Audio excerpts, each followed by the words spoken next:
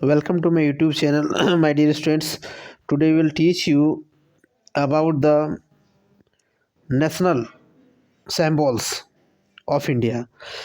आज की क्लास में हम लोग जो अध्ययन करेंगे भारत के जितने भी राष्ट्रीय प्रतीक हैं, उससे जितने भी महत्वपूर्ण क्वेश्चन हमारे विभिन्न प्रकार के प्रतियोगिता एग्जाम में पूछे जाते हैं, उसके बारे में हम लोग अध्ययन करेंगे ऑब्जेक्टिव पैटर्न पे सारे क्वेश्चन। और इससे बाहर एक भी क्वेश्चन आपके किसी भी तरह भी कॉम्पिटिटिव एग्जाम में नहीं पूछे जाएंगे। तो सबसे पहला जो हम लोग का क्वेश्चन है, प्रश्न इसमें, वह भारत के राष्ट्र ध्वज की लंबाई और चौड़ाई कितनी होती है। तो फर्स्ट क्वेश्चन क्या है, भारत की राष्ट्र ध्वज की लंबाई और चौड़ाई कितनी होती है। आपके पास जो ऑप्शंस हैं 5:3, 3:2, 3:4 और 2:3। तो इसका जो राइट आंसर जो होगा वो होगा ऑप्शन नंबर 2, 3:2।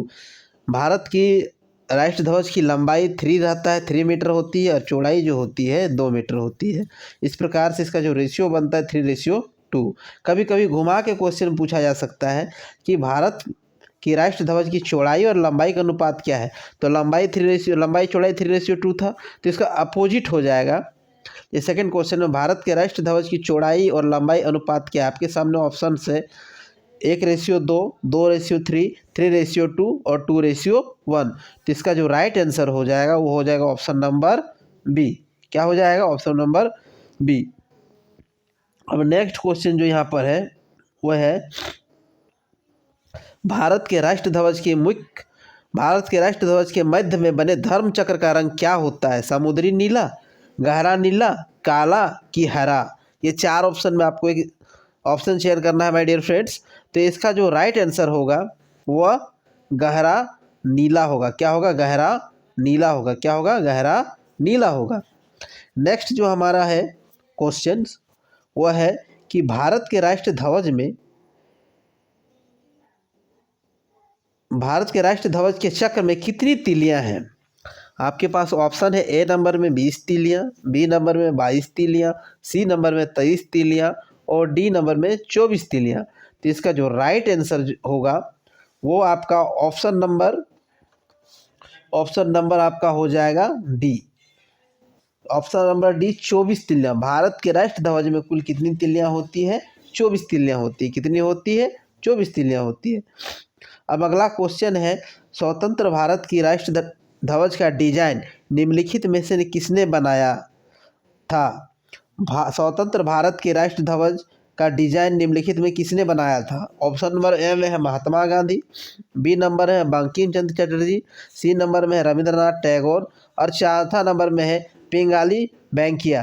तो इसका जो राइट आंसर होगा वो होगा पिंगाली वेंकैया। किन्होंने भारत के राष्ट्र ध्वज का डिजाइन तैयार किया था? पिंगाली वेंकैया ने भारत की राष्ट्र ध्वज की डिजाइन को तैयार किया था। ओके, अब हम लोग जो छठा नंबर क्वेश्चन हमारा है वह है भारत का राष्ट्र गान है वंदे मातरम, सारे जहां से अच्छा, जन गण मन कि हिंद देश का प्यारा झंडा। तो इसका जो करेक्ट आंसर होगा माय डियर फ्रेंड्स वो ऑप्शन नंबर कौन सा हो जाएगा? सी।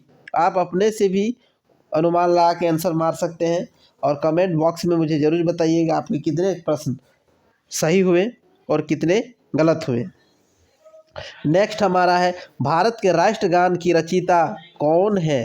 पहला ऑप्शन नंबर है बंकिम चंद्र चटर्जी, दूसरा में है रविंद्रनाथ टैगोर, तीसरा में है सरोजिनी नायडू और चौथा में है अरविंद घोष।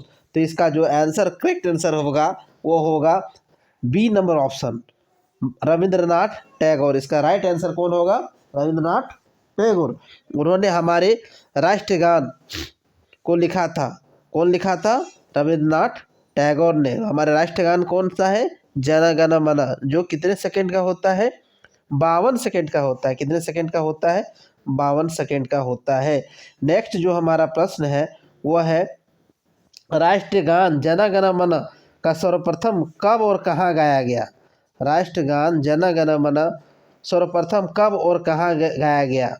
1911 कलकत्ता में, 1931 कलकत्ता में, 1950 दिल्ली में, 1896 कोलकाता में। तो इसका जो राइट आंसर होगा वो हो जाएगा हमारा ऑप्शन नंबर ए, 1911 कोलकाता में। जो भारत के जन गण मन जो गाया गया था, सर्वप्रथम जो गाया गया था कलकत्ता अधिवेशन 1911 में गाया गया था।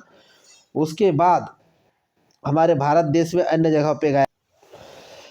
नेक्स्ट क्वेश्चन है कौन सा, भारत का राष्ट्रगीत है जन गण मन अधिनायक जय है, देश हिंद देश का प्यारा झंडा, सी नंबर पे वंदे मातरम और डी नंबर में सारे जहां से अच्छा हिंदुस्तान हमारा।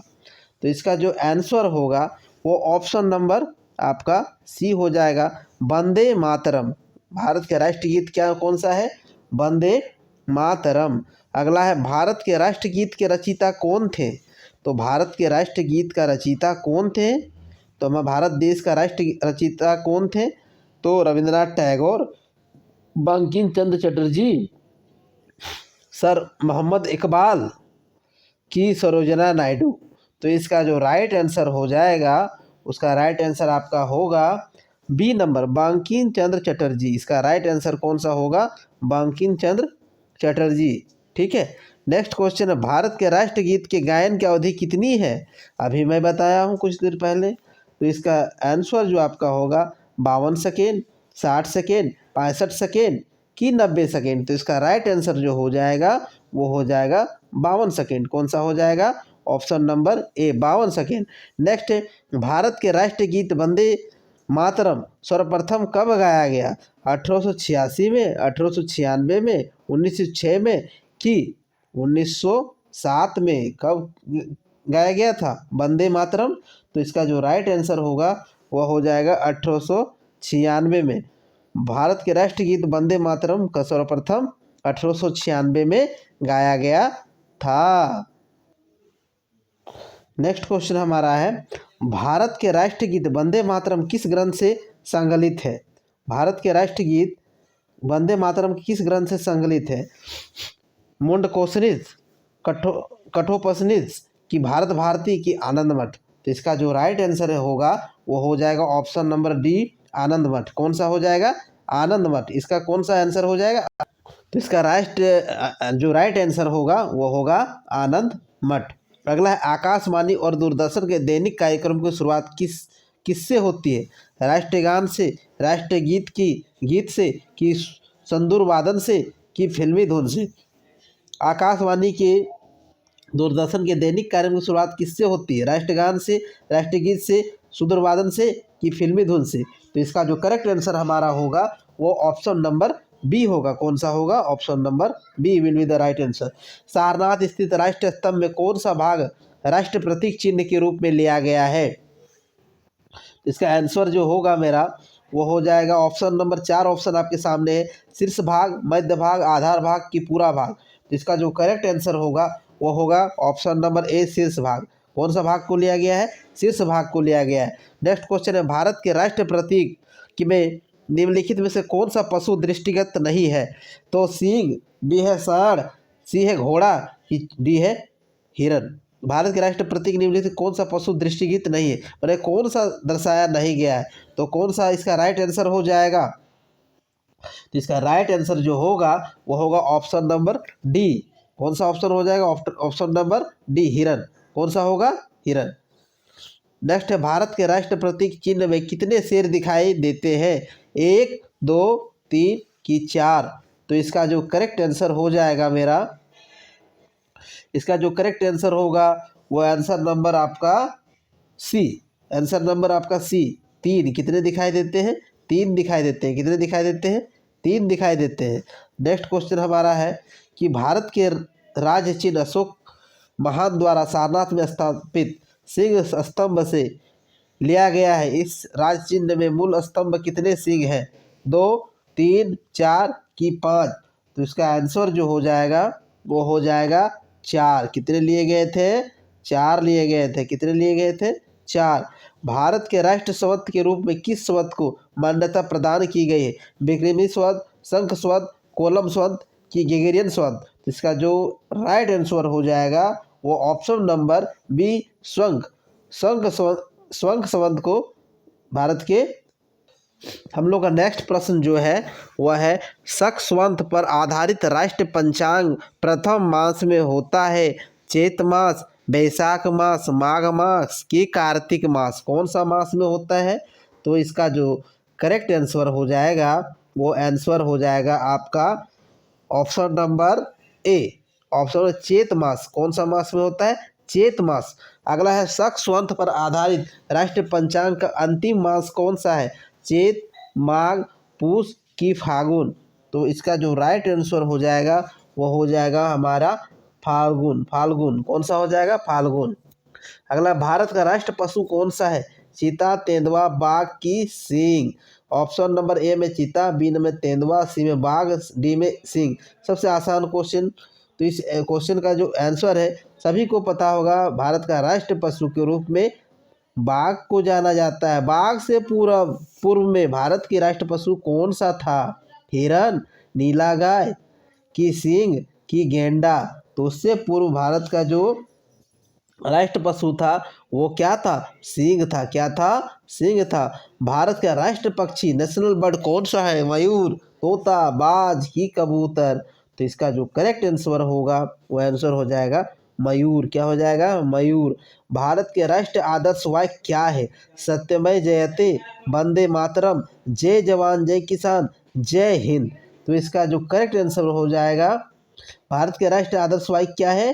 सत्यम जयते है कि वंदे मातरम है कि जन गण जय जवान जय किसान की जय हिंद? तो इसका जो राइट आंसर हो जाएगा वो ऑप्शन नंबर आपका ए, सत्यमेव जयते।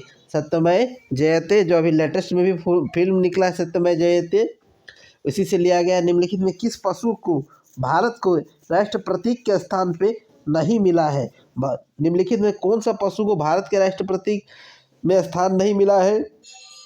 ए नंबर में है सांड, बी नंबर में ऊंट, सी नंबर में घोड़ा की डी नंबर में सिंह? तो इसका जो राइट आंसर हो जाएगा वो आंसर नंबर हो जाएगा बी, ऊंट। ऊंट ही एक ऐसा पशु है जिसे हमारे राष्ट्र प्रतीक में किसी प्रकार का स्थान नहीं मिला है। सांड को भी मिला है, घोड़ा को भी सिंह मिले, लेकिन ऊंट जो है उसे किसी प्रकार से यहाँ पर जगह नहीं मिल पाई है। तो जितने भी मैं अभी प्रश्न बताए भारत के राष्ट्र प्रतीक से, इससे एक भी प्रश्न हमारे आने वाले एग्जाम पे नहीं बाहर रहने वाला है। तो यदि माय डियर स्टूडेंट्स, यदि आपको इस वीडियो पसंद आए तो प्लीज़ लाइक और सब्सक्राइब बटन बढ़ा दीजिएगा। ओके, और किसी टॉपिक में यदि आपको और ऑब्जेक्टिव पैटर्न में यदि वीडियो चाहिए तो प्लीज़ आप कमेंट बॉक्स पे जरूर लिखिएगा। Thanks for watching and I hope your day will be nice and good. और एक बात मैं बताना चाहता हूँ, अगला वीडियो में जो आपको बताऊँगा भारत के जो फेमस, जितने भी भारत के फेमस पुरस्कार है तथा सम्मान है तथा किसको किसको दिया गया है उस संबंध में हम लोग बात करेंगे। जैसे कि ज्ञानपीठ पुरस्कार किनको मिला, भारत में ज्ञानपीठ पुरस्कार का कब प्रारंभ हुआ, ज्ञानपीठ पुरस्कार कितने ईस्वी से चालू हुआ, इसमें कितनी राशि दी जाती है, हमारा रैंकमैन्स पुरस्कार क्या है, और जितने भी पुरस्कार है जैसे कि हमारा नोबल पुरस्कार हो गया, पद्म भूषण हो गया, पद्म श्री हो गया, पद्म विभूषण हो गया, इन सभी के बारे में हम लोग नेक्स्ट वीडियो में डिस्कस करेंगे जो विभिन्न प्रकार के प्रतियोगिता परीक्षा में पूछे ही जाते हैं। आज के समय में आप किसी लेवल के परीक्षा में बैठिए, you will attend the any kind of the level of examination, definitely 1 or 2 question will be asked from your national symbols and awards and such a type of things। so अगर next video में हम लोग उस चीज़ के बारे में discuss करेंगे। इस वीडियो में हमने क्या देखें कि भारत में जितने भी भारत देश की राष्ट्रीय सिंबल्स में जो जो भी प्रश्न आने वाले महत्वपूर्ण थे वो किसी तरह की परीक्षा में, उन सभी के बारे में हम लोग डिस्कस करें। अब नेक्स्ट वीडियो में हम लोग आगे की बारे में पढ़ाई करेंगे। Thanks for watching.